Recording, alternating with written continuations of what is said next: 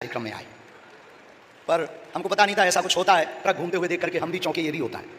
तो बहुत प्रसन्नता है, बहुत आनंद है, मन बहुत आह्लादित है। आज भारत के लिए बहुत बड़ा दिन है। भारत की प्रगति में एक नई गति मिली है और भारत एक नए आयाम पर बढ़ रहा है। हमारा भारत नित नई ऊंचाइयां छू रहा है। Make in India, made in India हमारा भारत हो रहा है। हमारे माननीय प्रधानमंत्री जी लोकल फॉर वोकल पर तो जोर देते ही हैं, और आज हमको देखकर और ज़्यादा प्रसन्नता हुई। हम तो बैठे बैठे देख ही रहे थे। हमारे महाराष्ट्र के चीफ मिनिस्टर हमारे बड़े ही आत्मीय, जिनके ऊपर भगवान की भी बहुत कृपा है और पूरे महाराष्ट्र की जनता की भी बहुत कृपा है और हनुमान जी की भी बहुत कृपा है और सिद्धि विनायक गणपति की भी बहुत कृपा है।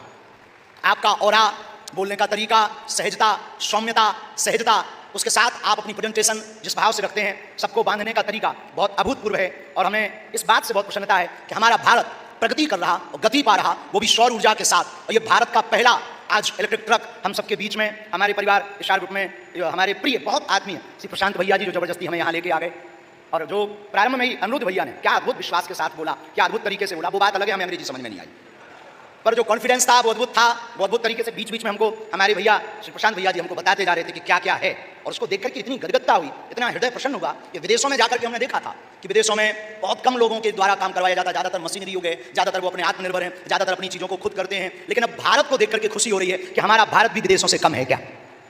जिस गति के साथ भारत बढ़ रहा है। हम एक बार किसी महापुरुष के साथ बैठे थे, उन्होंने पूछा कि आपका भारत को लेकर सपना क्या है। लास्ट टाइम जब हम युगांडा गए 15 अगस्त को, तब हमारा एक मन में भाव आया उस बात को लेकर के। हमने उनको कहा कि जिस प्रकार भारत के लोग विदेशी वीजा पीआर पाने के लिए अनवरत प्रयास करते हैं और लंबी लंबी कतारों में लगे रहते हैं, हम चाहते हैं हमारा भारत अर्थ में और परमार्थ में इतनी उन्नति करे कि हमारे भारत के वीजा के लिए विदेशी लोग लाइन में लगे। निश्चित रूप से इशार ग्रुप ने, भैया प्रशांत भैया जी ने, अनिरुद्ध भैया जी ने और पूरी टीम ने मिलकर जो मेड इन इंडिया अभूतपूर्व कार्य किया है। अब सड़कों पर ट्रक तो दौड़ेंगे लेकिन प्रदूषण नहीं होगा। अब सड़कों पर ट्रक तो दौड़ेंगे लेकिन डीजल का झंझट नहीं होगा। और कल के दिन यदि पड़ोसी देश डीजल बंद कर भी दें तो आने वाले दिनों में भारत को लेने की जरूरत भी नहीं है। हमारा भारत एक नया आयाम खोल रहा है।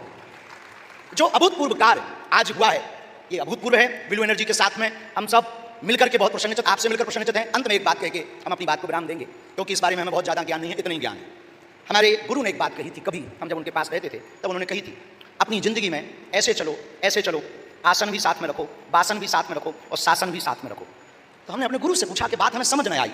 बोले आसन, वासन और शासन तीनों साथ लेकर के चलोगे तो तुम्हें याचना नहीं करनी पड़ेगी, तुम याचक बनकर के नहीं दाता बनकर के रहोगे। आज वो बात हमें भारत के लिए समझ में आ रही है। भारत का प्रत्येक बिजनेसमैन व्यक्ति और प्रत्येक प्रधानमंत्री के साथ प्रत्येक मुख्यमंत्री, प्रत्येक राजनेता, जैसे महाराष्ट्र के सीएम श्री देवेंद्र फडणवीस जी ने सोच रखी, जैसे भारत के एक बहुत अद्भुत व्यापारिक परिवार इशार ग्रुप ने एक नई सोच रखी, ऐसा हर भारत का व्यापारी, हर मुख्यमंत्री ऐसी सोच के साथ आगे बढ़ेंगे तो भारत का आसन भी खुद का है, भारत का शासन भी खुद का है। और भारत का आसन, वासन और शासन, वासन मीन्स आपको शायद कम समझ में आया होगा, वासन